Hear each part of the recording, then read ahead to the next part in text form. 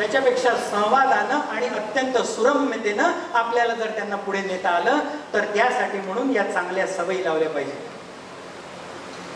का म्हणून rotary international रोटरीच्या या क्लबनी आयोजित केलेल्या कार्यक्रमामध्ये आपण आलो आणि का म्हणून त्यांनी कार्यक्रम सांगितले काय करतात समाजासाठी. तर या सवयी मुलांना लावायचे कुठं? देशप्रेमाच्या आणि चांगल्या सवयी लागतील कशा? अति गरीबात गरीब असणारा आणि अतिशय सामान्य परिस्थितीमध्ये असणारा एखादा मुलगा देखील किती छान वागू शकतो. चांगली सवय, घरामध्ये चर्चा करता येतात, दिवाळीचे किल्ले बांधता येतात, आर्थिक विषयावर चर्चा करता येते, मला पगार किती आहे मुलांना सांगता येतं आणि 27 तारखेला महिन्याच्या जर त्यांनी महाग वस्तू मागितली तर त्याला 3 दिवस थांबायला सांगायचं माझा पगार व्हायचा आहे. माझ्या लहानपणी मला मिळालं नाही म्हणून तुम्हाला पाहिजे तेवढं देणारे पालक आहेत आणि वाटेल तशा पद्धतीने खर्च करणारे, कारण मला मिळालं नाही मी दिलं पाहिजे. आर्थिक शिस्त मुलांना लावणं गरजेचं आहे. माझा एक मित्र आपल्या मुलाला 1 रुपया द्यायचा असतो तो बूट पॉलिश करण्याचा.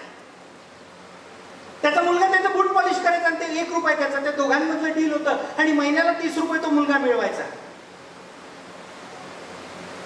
Find out the possibilities to know economic discipline of home.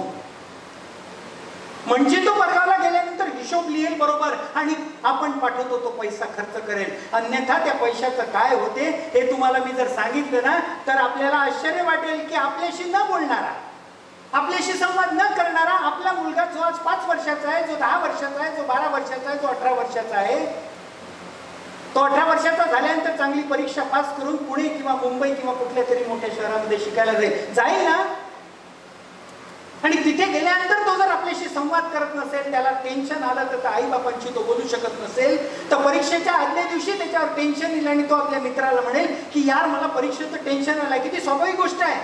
त्याचा मित्र म्हणेल काळजी करू नको, माझ्याजवळ किती एक गोळी आहे, माझ्याजवळ एक गोळी आहे, ती गोळी मी तुला देतो, त्याची किंमत फक्त 10 रुपये आहे, ती एक गोळी तू घे. ती काय गोळी आहे डॉक्टर साहेब? ती अँटी डिप्रेसंट आहे 0.5 mg ची.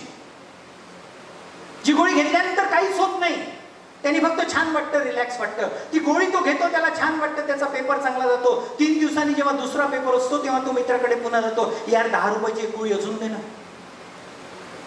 तो ती गोळी देतो आणि असे 5ही पेपर त्याचे पूर्ण होतात. आपल्या आई वडिलांना न सांगता त्यांनी आपल्या टेन्शनवरचा मार्ग शोधून टाकलेला आहे. कारण आई वडिलांना वेळच नाही तुला टेन्शन आहे का विचारण्याची. आई वडील फक्त त्याच्या वॅलेटमध्ये पैसे टाकतायत. चिंता करू नको, पेटीएम ते नाही चाललं तर फोन पे, ते नाही चाललं तर गुगल पे, खर्च कर पैसे, चिंता करू नको, क्रेडिट कार्ड देऊन ठेवतो, काळजी नको करू. दुसऱ्या परीक्षेच्या वेळेस सेकंड सेमिस्टरला तो त्या मित्राकडे जातो, कारण परीक्षेच्या वेळी त्याला चांगलं वाटलं असतं. तो मित्र म्हणतो मी तुला गोळी देतो पण त्या गोळीची किंमत यावेळेस 100 रुपये आहे. 1 mg ची गोळी डॉक्टर साहेब, 5 गोळ्या तो घेतो 500 रुपयाला. हिशोबात चूक काहीतरी लिहितो किंवा त्याला हिशोब लिहिण्याची आपण सवयच लावलेली नाही. त्या 5 गोळ्या घेऊन ती परीक्षा तो देतो. 6 सेमिस्टर पर्यंत त्या गोळीची पॉवर ही 5 mg झालेली असते. त्या गोळीची किंमत, एका गोळीची किंमत 2500 रुपये झालेली असते आणि 7व्या सेमिस्टरला तो जी गोळी घेतो त्याला ब्ल्यूटिक असं म्हणतात, जी ड्रग्सची गोळी आहे. ज्या गावाचं मी नाव घेतलं त्या गावामध्ये असणारे एक अत्यंत प्रसिद्ध फर्ग्युसन रोडवर एका पब मध्ये 25 कोटी रुपयाच्या ब्ल्यूटिक पकडल्या. कोणासाठी आले ते? कोण घेत आहेत ते? पाणठेल्यावर देखील मिळतात. आपल्याला पाणठेल्यावर खर्रा मिळते एवढंच माहिती आहे. तोही खर्ऱ्याचा तोबरा खाऊन थुंकतो. त्याच पाणठेल्यावर तो ब्ल्यूटिक घेतो. मग त्याला रिप्लेसमेंट काय?